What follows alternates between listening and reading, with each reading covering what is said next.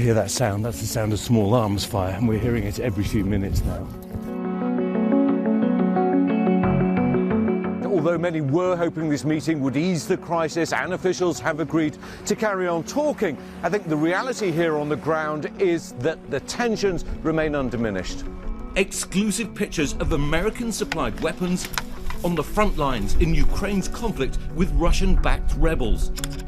This is what Vladimir Putin means by a red line, what he sees as America's, NATO's expansion in Ukraine, and why this crisis is so hard to resolve.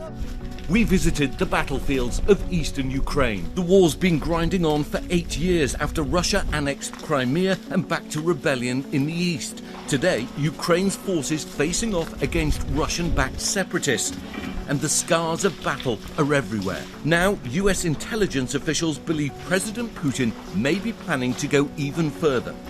There are thought to be as many as 100,000 Russian troops on the border east of here, which is raising tensions on the front lines, where Russian-backed rebels and Ukrainians eye each other daily. And this is what you look through here. We've just been told that we've got to move back through the trenches. They heard the sound of gunfire coming from the rebel positions and said they're going to open fire more, and the area's become too dangerous to stay here.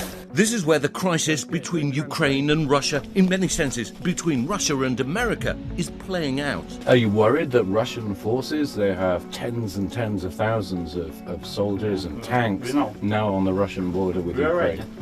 You're ready? We're ready.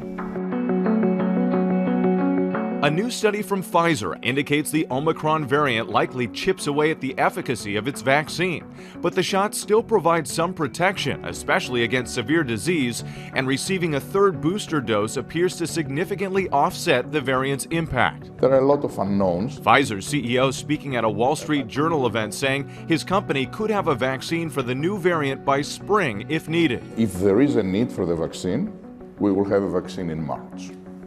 I don't know if there will be a need for a vaccine. We will know that in a few weeks.